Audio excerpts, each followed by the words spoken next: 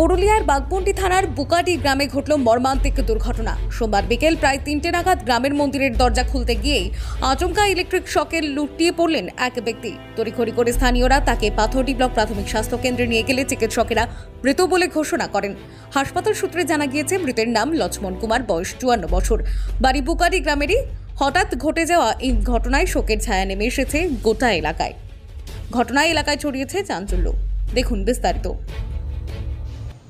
বলছিলাম, যিনি মারা গেছেন উনি কি আপনার? আমার কাকা। ও, কোথায় কিভাবে এই ঘটনাটা হলো? আমাদের ওই ঘরের সামনে হনুমান মন্দির আছে। হ্যাঁ। ওই হনুমান স্কুলের সামনে। আচ্ছা। ওইখানে হনুমান মন্দিরে রামায়ণ করার ছিল। সেখানে রামায়ণ করার জন্য মিস্ত্রি ছিল, যে মাইক টাইক জোড়াজোড়ি করতেছিল, আর কাকা গ্রিল গেটটা ধরে দাঁড়িয়েছিল। আচ্ছা। তারপরে হঠাৎ হয়তো কোনো দিকে লিক ছিল, যা শর্ট করেছিল।